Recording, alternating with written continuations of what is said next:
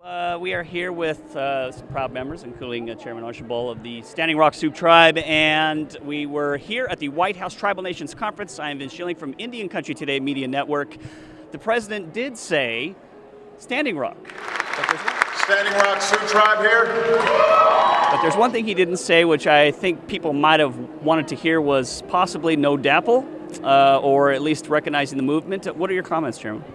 You know, he said that we were being heard, and that's all I needed to hear. So the messages are getting up to him. Yes, absolutely. And it was really amazing that he said years and years ago he had heard a young lady scream, and he was recognized her even today. That's a young woman named Lindsay Early of the Comanche Nation in Oklahoma, who earlier this year wrote me a letter to tell me she was actually at a campaign speech I gave in Texas way back in 2008, where I pledged that I'd do my best to represent Native Americans. And Lindsay said in her letter that when she heard my pledge to her people in the middle of my speech, she screamed as loud as she could from the balcony. And look, if you're president and somebody screams, that can mean many things. Sometimes it's good, sometimes it's not so good. But according to Lindsay, it was good. And I answered back, I hear you girls, and when I'm elected, I won't forget you. And Lindsay, I want you to know that I heard you, I didn't forget you, and I want everybody in this auditorium and all the folks back home in your respective communities to know that this whole time I've heard you, I have seen you, and I hope I've done right by you. This administration has been lauded by a lot of tribal leaders as the best administration for Indian country in history. What are your comments on that? He has done a lot of work, and his interest has always been there for Indian country. We came a long ways in the 8 years that he's been here, and we have to continue building relationships in the future so that the movement keeps going. The relationships with the White House, whoever the next president is, have to be reestablished and continue building the foundation, building on the foundation that he left. Mm-hmm. And now you have some pretty amazing young people here with you. Care to tell me a few words about them and the amazing things they're doing? You know, it's the youth that's standing up all over.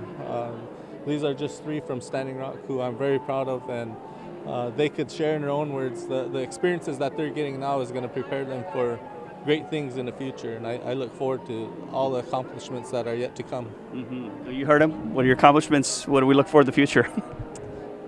Well, first of all, I was studying nursing, but that's probably going to change now. This happens every time I come to DC, so you never know what's going to happen in the future. Right. So what do we have to look forward to? What's the trajectory? Where do we move forward from here? You know, we've got a possible president on one side or the other. You know, it's hard to say. Where do we go? As far as speaking on behalf of the Native youth, we are not going to stop. We're not going to give up. This is only the beginning of a beautiful movement, a beautiful awakening of so many beautiful spirits, and it's awesome to, be a part of the 7th generation and literally answering the prayers of our ancestors. So that's something so powerful and beautiful in itself. Mm-hmm. Thoughts? Person who spoke first and with a prayer. I just want to say that we need to get more youth involved, and we gotta keep going, and we can't give up. And no matter what happens, no matter who the next president is, no matter what happens at our homes, all over Indian country, us youth, we still gotta keep going because we've already made so much differences, and it's just such a beautiful thing and such a big, beautiful movement we've been doing, and we can't give up. So. Wonderful. I believe Indian country doesn't need a president to help us with our stuff. We have the power to do everything we need to advocate. If we have, it doesn't matter what president there's going to be, we're going to be either fight harder or not fight as hard. Good words from all 4 of you. I have to say, as a journalist, and many times I try to express non-bias and not have emotion, but standing here with the 4 of you, I feel extremely proud as a Native journalist to be speaking with the 4 of you, and how much I feel honor in what you've all been accomplishing. And I know I hear from so many folks in Indian country all the time, I wish we could do what we're all doing together, but we really are a force of coming together. Wouldn't you say, Chairman? Yes, and that's what's beautiful about Everything is the unity that's coming together, and the prayers, like Gracie said. As long as we have unity and prayer, we can accomplish anything. Yes, sir. Fantastic. Well, folks, you heard it here. This is Vincent Schilling, correspondent and editor, Indian Country Today Media Network. Thanks so much for tuning. We'll talk to you soon.